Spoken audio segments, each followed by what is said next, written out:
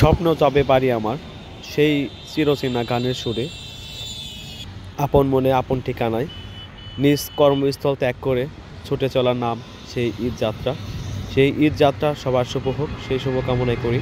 এই মুহূর্তে যেখান থেকে আমাদের ভিডিওটি দেখছেন সবাইকে টাঙ্গাইল টেলিভিশনের পক্ষ থেকে জানাচ্ছি ঈদ মুবারক, ঈদ মুবারক, ঈদ মুবারক।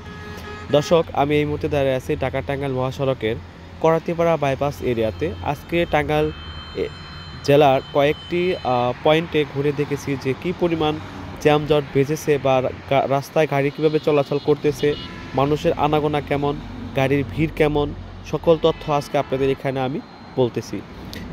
রামনা বাইপাস এরিয়াতে দেখেছি যানজট হালকা, টাঙ্গাইল নগর জলপাই বাইপাস এরিয়াতে দেখেছি যানজট হালকা, করাতিপাড়া বাইপাস এরিয়াতেও আপনাদের দেখাচ্ছি যানজট হালকা।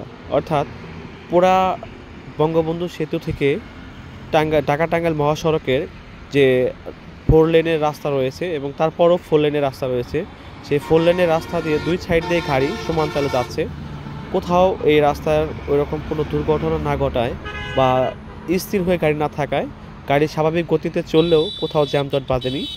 নিজ আপন ঠিকানায় আপন গতিতে গাড়ি পৌঁছে যাচ্ছে যাত্রী। সবার যাত্রা শুভ হোক, সেই শুভকামনায় করে আমরা সকলের প্রতি আহ্বান জানাচ্ছি, আপনারা যারা ড্রাইভার ভাইরা আছেন সুন্দর এবং সুশৃঙ্খলভাবে গাড়ি চালাবেন, পরিবহনটা যাতে আমাদের ক্ষতি না হয়, যানমালে যাতে নিরাপত্তা থাকে।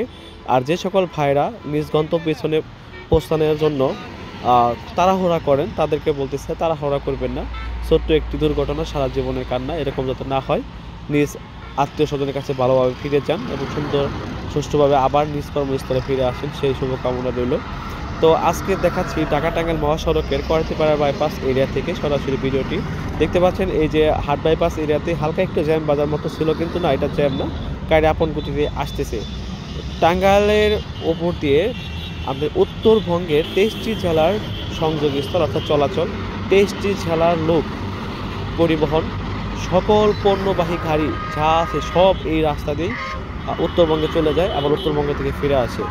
তো এই ধাপে ধাপে সরকারি ছুটির যে প্রক্রিয়াটা এবং অন্যান্য যে শিক্ষা প্রতিষ্ঠান ছুটি এবং অন্যান্য কলকারখানার ছুটির সেটি হওয়াতে আগেই তাদের নিজ কর্মস্থল ত্যাগ করে পরিবারকে গ্রামের বাড়ি পাঠিয়ে দেওয়া এবং আরও অন্যান্য বিশেষ কিছু কারণে দেখা যাচ্ছে এবার ঈদ যাত্রাটা স্বস্তি এনে দিয়েছে মানুষকে এবং খুব আরামে সুন্দরভাবে তারা বাসায় ফিরতেছে কোনো রকম ঝামেলা ছাড়াই।